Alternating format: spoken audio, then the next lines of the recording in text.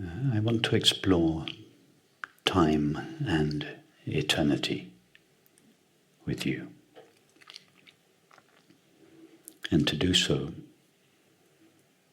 I'd like to explore two experiences: thinking and being, if we can call being an experience.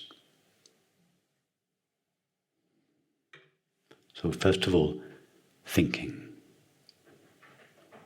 Think now of the past, a series of events in your past. Just start with breakfast this morning and just go back as far as you like, thinking of various events in your past.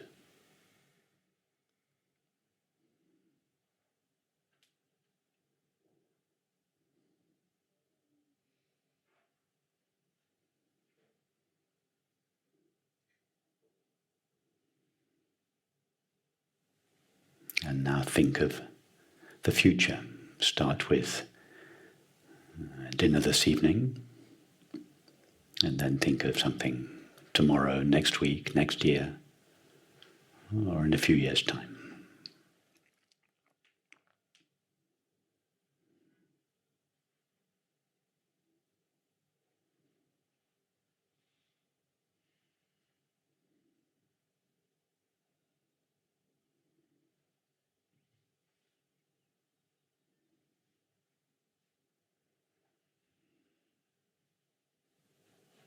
And now just go freely back and forth with your attention from the past to the future and back again. Just keep going back and forth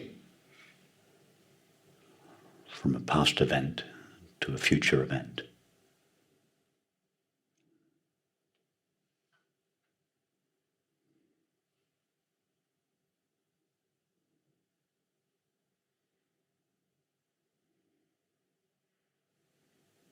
And now ask yourself the question, what is the medium in which all these events occur? Time. Time is the container, the medium, the field in which all past events and future events exist.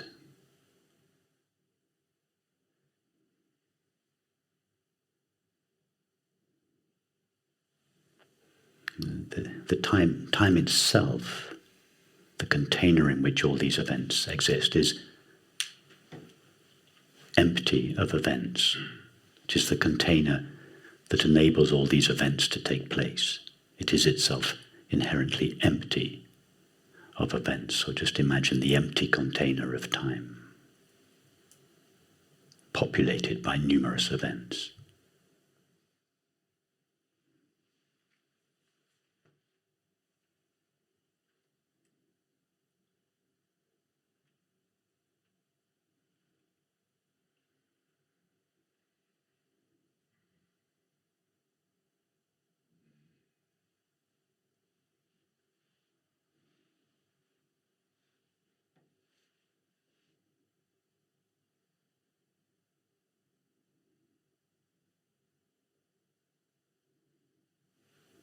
And this container of time seems to have a single linear dimension, flowing from left to right, so to speak, from the past to the future.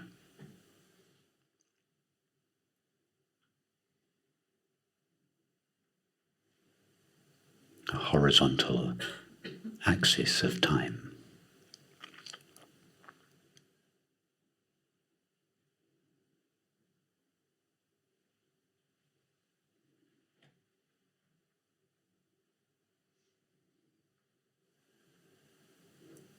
And now stop thinking, or at least stop referring to your thoughts,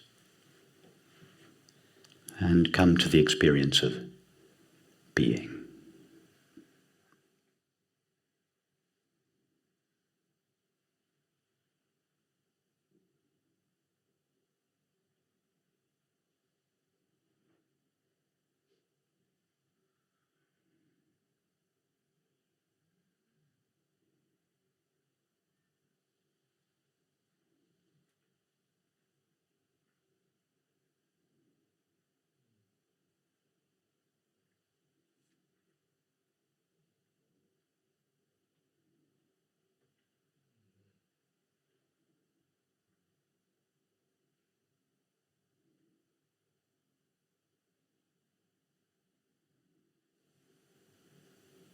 Now ask yourself the question, based only on my current direct experience of being, without reference to thought,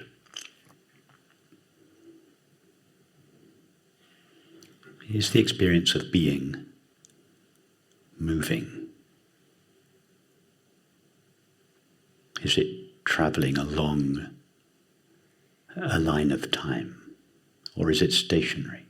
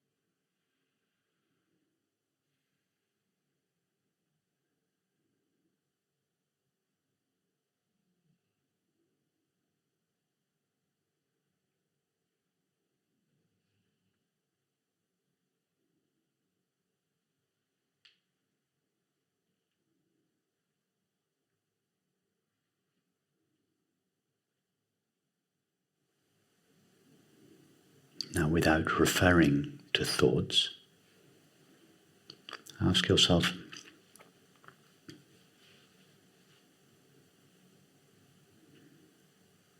how long does the experience of being last?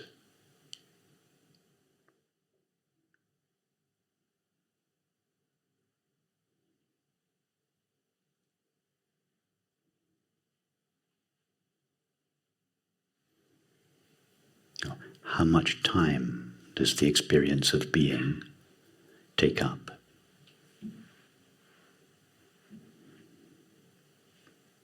Don't think about this.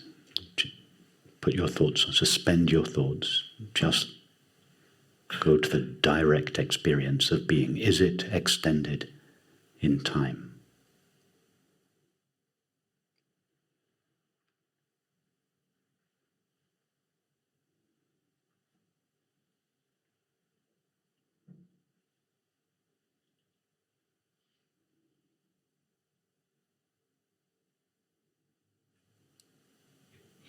The mind would like to say being lasts forever.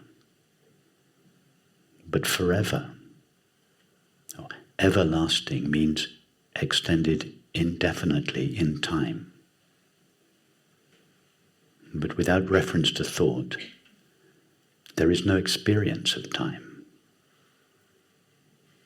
But there is the experience of being.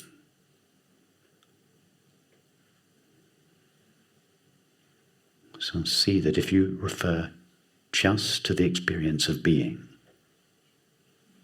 it is not everlasting, it is ever present.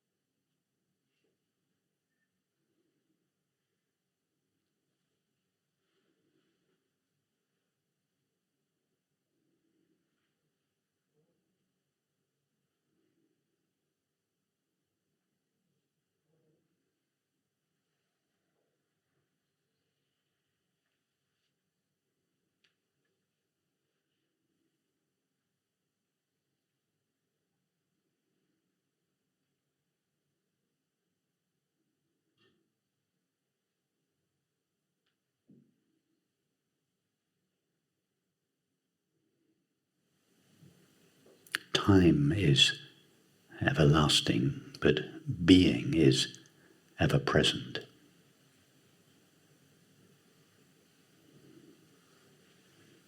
And the horizontal dimension of time intersects with the vertical dimension of being at the experience called now.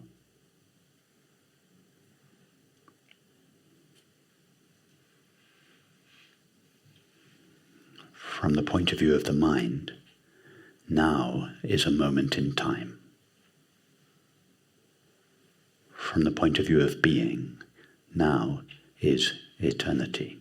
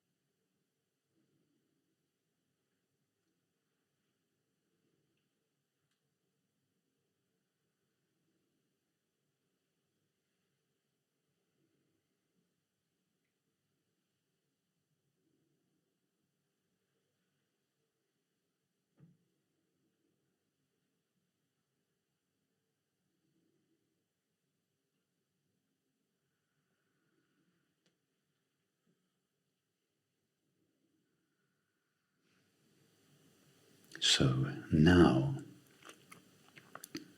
is the portal through which the mind passes out of time into eternity.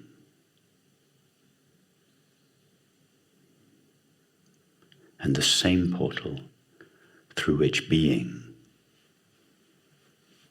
passes out of eternity and expands into time.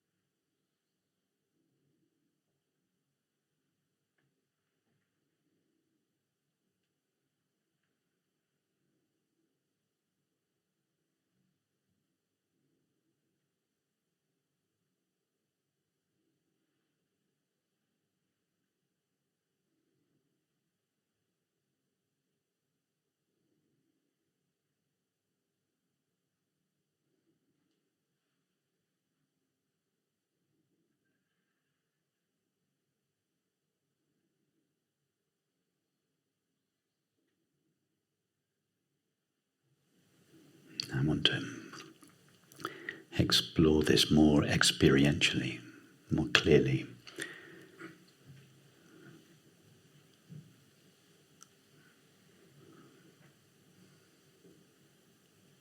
Go back to the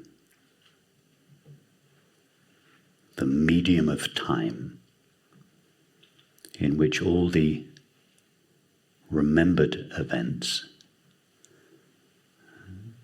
in the past and the imagined events in the future exist.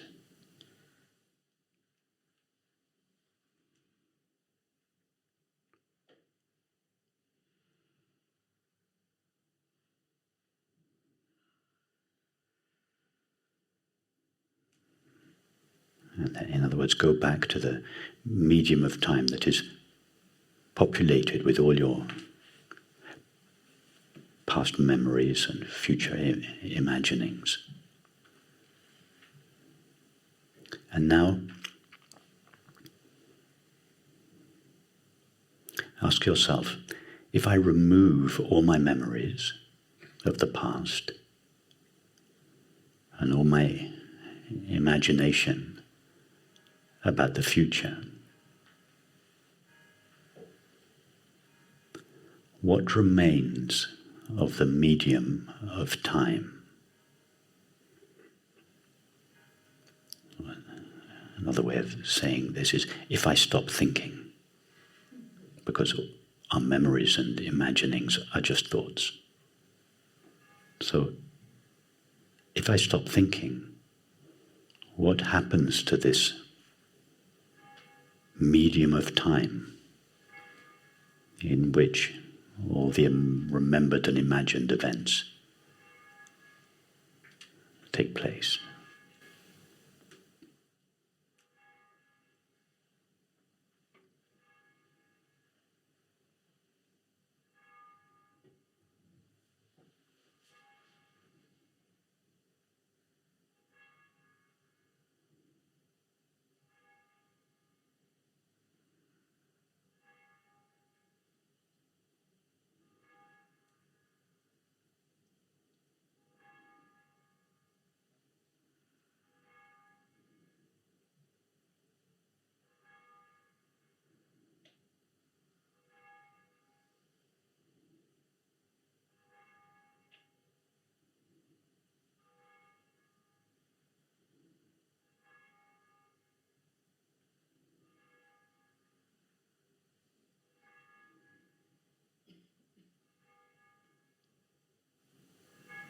Does time exist between each strike of the bell, or is it just consciousness?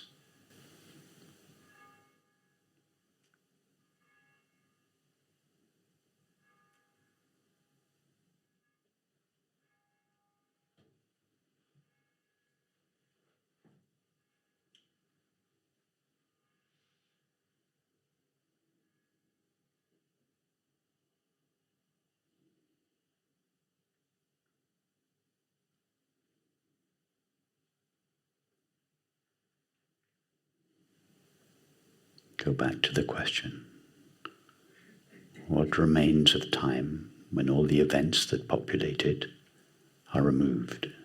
In other words, when all my thoughts are removed, what remains of my experience of time?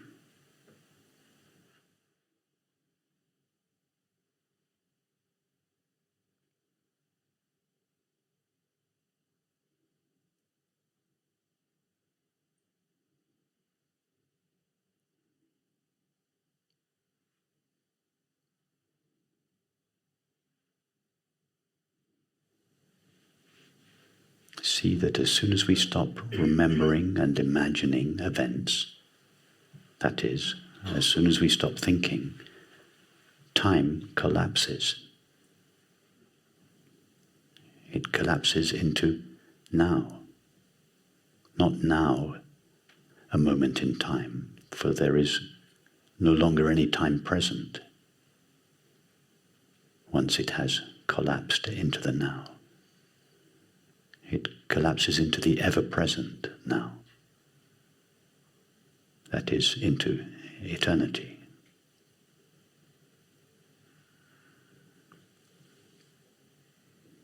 And by eternity I don't mean some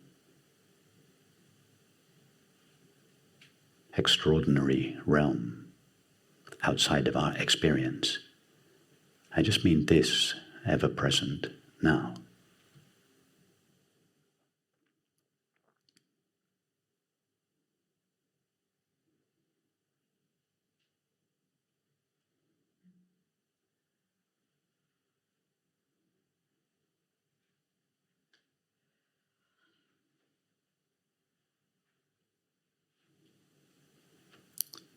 See in this way that it is thought alone that expands the now, pure being, into time.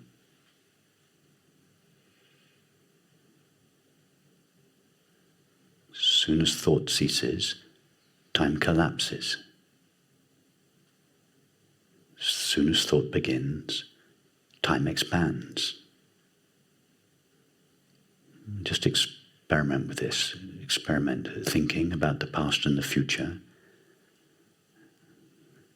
And see that each of the events you imagine or remember take place in the medium of time, and that as soon as you stop thinking, not only do the events that you remember and imagine disappear, but the medium of time in which they seemed to take place also collapses. Or just experiment with this expansion and collapsing of time, with the advent and the cessation of thought.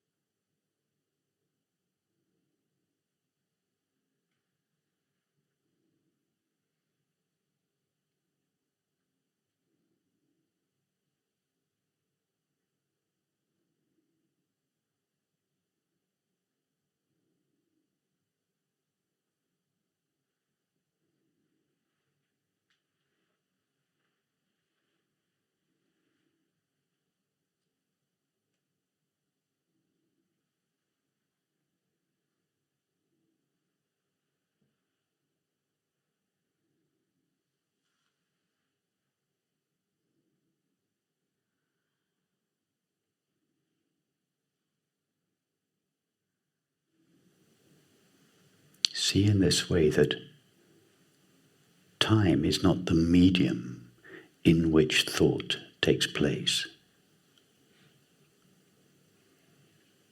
but rather thought creates, or more accurately, imagines time.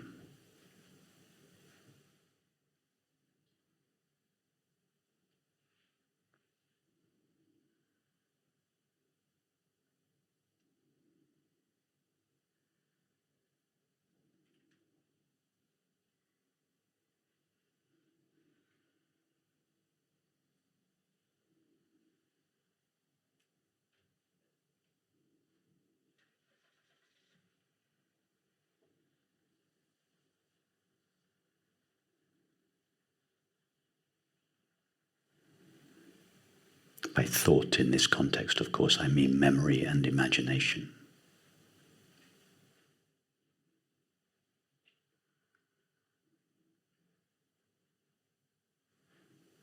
See in this way that we do not remember things because they exist in the past.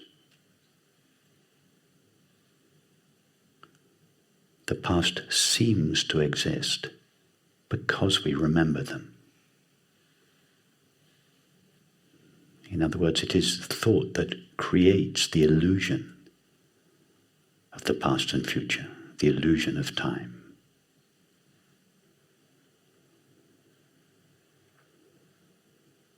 But an illusion is not something that is not real.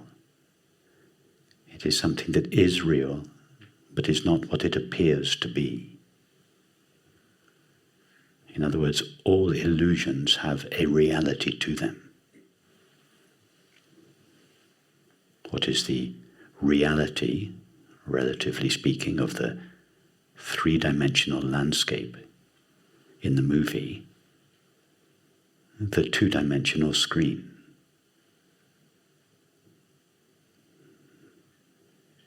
What is the reality of the illusion of time? Eternity. Ever-present being.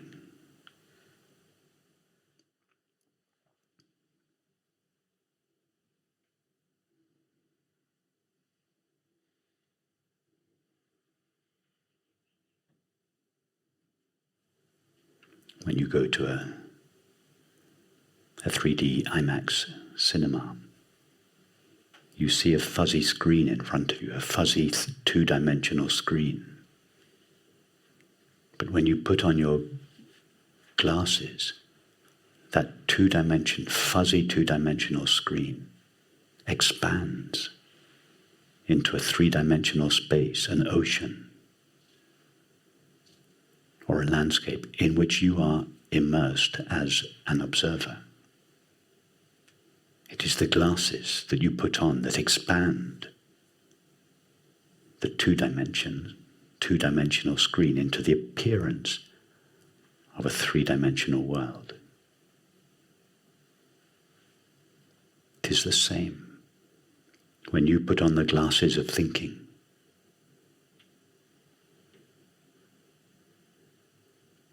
Being, which has no dimension, being which lives in eternity, which is eternity, expands into one dimension of time. But that single dimension of time is an illusion, just as the ocean in which you seem to be immersed in the cinema is an illusion.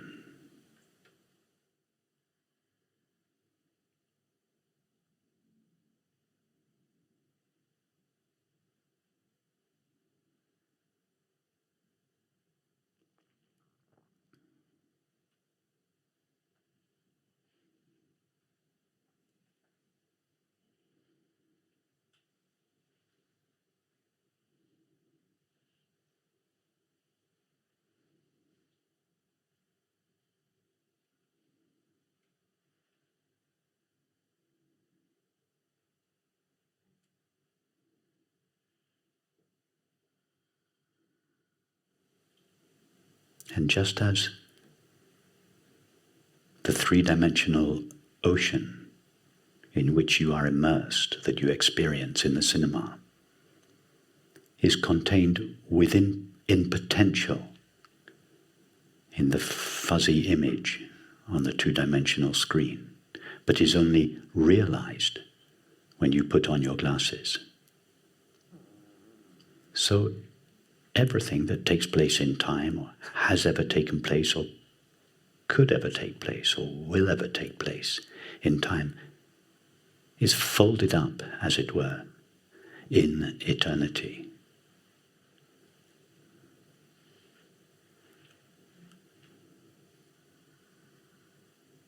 It is only realized in time when thought begins.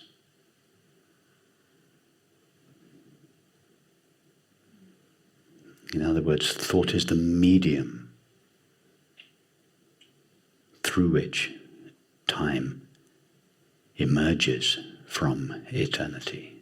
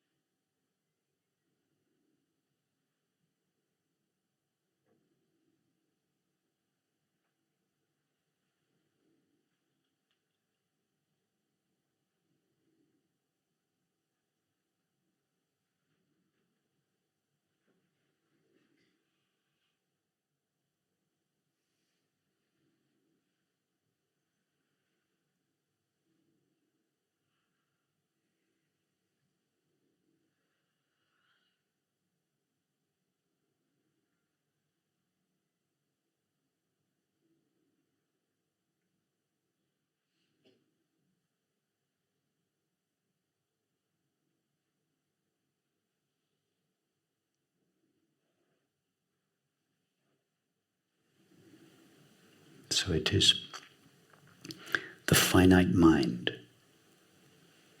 that is thought, that brings time out of eternity into apparent existence.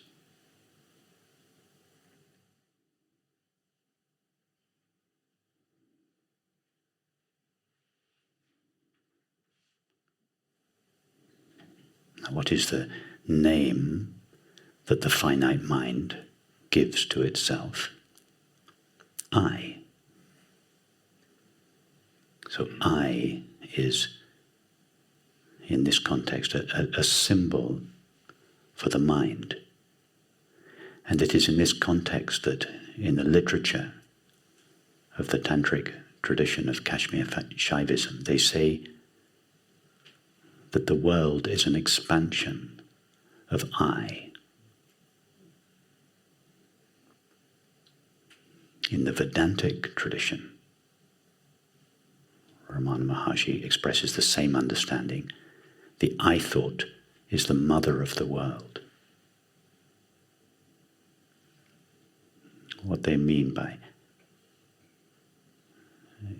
the I thought, or the expansion of I, is that it is with the inception of the finite mind, the inception of thought, that being expands into existence. And as such, appears as the world. Hence, the I thought is the mother of the world.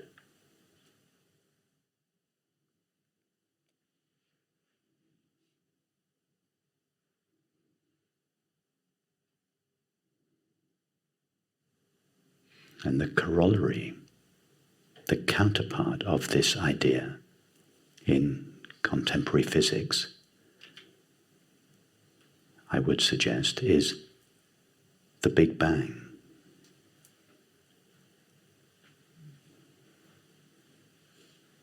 The Big Bang is conceived by the mind to be an event in the past, at which point the universe expanded, or began to expand out of a dimensionless point, a timeless point, because time was born at that moment, apparently 13.8 billion years ago.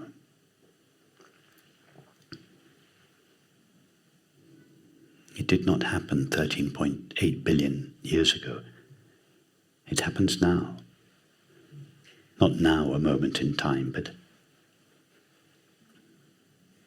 now eternity, now the ever-present now. It is continually happening. It didn't happen once.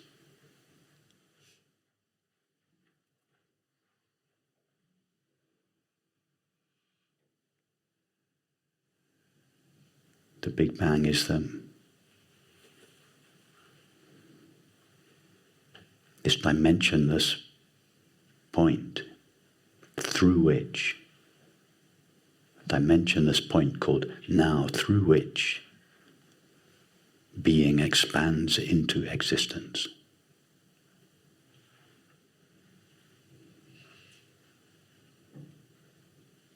Through which eternity gives birth to time.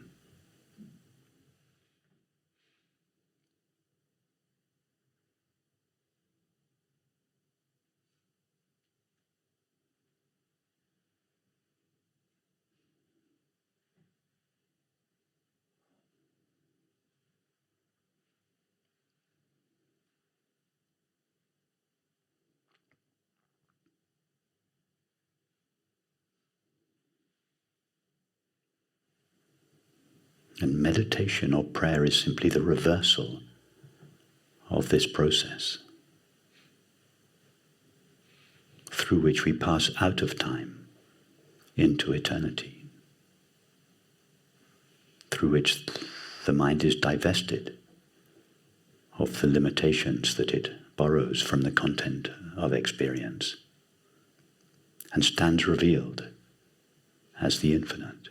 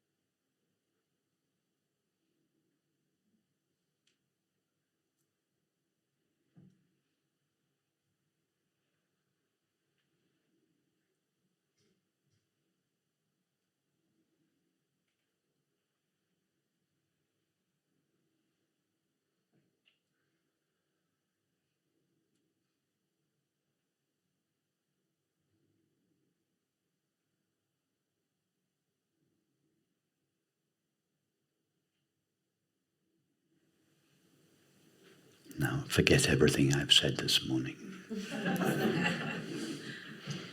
Just come back to being and let it do its work in your mind, below the threshold of your conscious attention. Just come back to being.